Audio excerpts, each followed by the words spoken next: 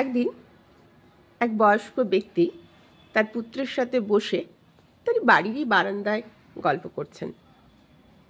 করতে করতে বাড়ির পাশে আরেকটি বাড়ির প্রাচীরে এসে বসল একটি কাক।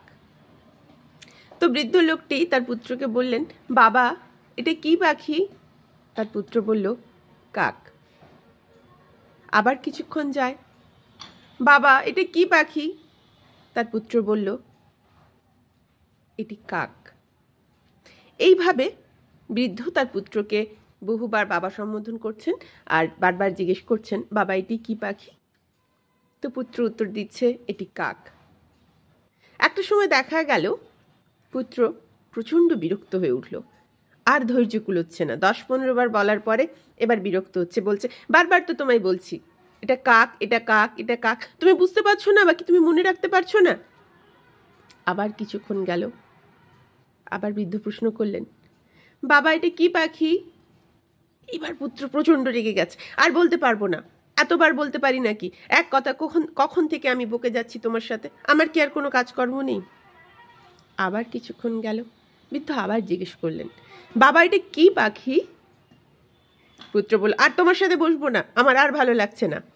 পুত্র এবার সত্যিই বাবার হাতটা ছেড়ে উঠে গেল। বাবা তাকে বললেন, না বাবা তুমি বসো, আমি উঠে যাই। বাবা উঠে গেলেন আর বহুদিন আগেকার একটা ডায়েরি বার করে নিয়ে এসে ছেলের সামনে রাখলেন। বললেন, বাবা এখন তো তুমি আমার বাবা, তুমি এটা পড়ো। পুত্র ডায়েরি খুলল, ডায়েরিতে খুলে লেখা আছে, আজকে অমুক দিন। ডায়েরি লেখার অভ্যাসবশত আমি রোজ কিছু না কিছু লিখে রাখি আমার ছোট্ট ছেলেটার খুনসুটি নিয়ে, আমার ছোট্ট ছেলেটার কথাগুলো। আজকে আমি লিখে রেখেছি একটি ঘটনা। আজকে জানেন তো আমার ওই ছোট্ট বাচ্চাটা বারবার জিজ্ঞেস করছে একটি কাককে দেখে, এটি কোন পাখি বাবা? আমি বারবার উত্তর দিচ্ছি। ও একটু পরে আবার জিজ্ঞেস করে, বাবা এটি কোন পাখি? বাবা এটা কি পাখি? বাবার এটার নাম কি? বাবা এ কি করে? বাবা কিভাবে ওড়ে? আমি প্রত্যেকটা প্রশ্নের উত্তর খুব যত্ন করে দিচ্ছি, কারণ ও ছোট, ওর জানার ইচ্ছে রয়েছে। এখন আমি ওর জানার ইচ্ছেকে দমিয়ে দিতে পারি না। আমি বিরক্ত হয়ে ওর হাত ছেড়ে উঠে চলে যেতেও পারি না, কারণ আমি বাবা।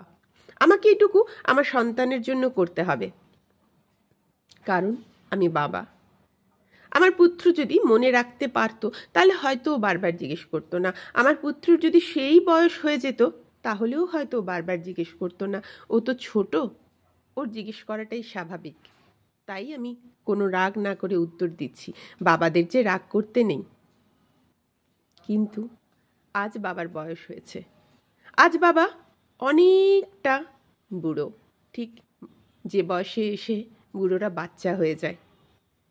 তাই বাবা হয়ে যখন বাচ্চাকে এতগুলো উত্তর দিতে পেরেছিলেন, আজকে ছেলে হয়ে বা তার বাচ্চা হয়েও সেই বাবাকে এই উত্তরটুকু দেওয়ার মতো ধৈর্য রেখো। কারণ একজন সন্তানকে তার বাবা মা অনেক কষ্ট করে বড় করেন, অথচ বৃদ্ধ বয়সে বহু বাবা মাই আছেন খেতে পান না, বৃদ্ধাশ্রমে চলে যান। বহু বাবা মাই বহু অত্যাচারের সম্মুখীন হন। হ্যাঁ, এমন অনেক বাবা মা আছেন যারা ছোটবেলায় তার শিশুকে প্রচণ্ড পরিমাণে অত্যাচার করে থাকেন, সেগুলো তারা ফিরে পান অনেক সময়, আমি সেটার কথা ছেড়ে দিলাম। কিন্তু বেশিরভাগ বাবা মারাই তার শিশুকে, তার সন্তানকে, তার কন্যা সন্তানকে, তার পুত্র সন্তানকে প্রচণ্ড আদরে বড় করেন, প্রচণ্ড কষ্ট করে বড় করেন। তাই তারা যখন বুড়ো হয়ে বাচ্চা হবেন, তাদের প্রতিও আমাদের কিছু দায় দায়িত্ব থেকে যায়। তাদের যত্ন করুন, ভালো থাকুন, ভালো রাখুন।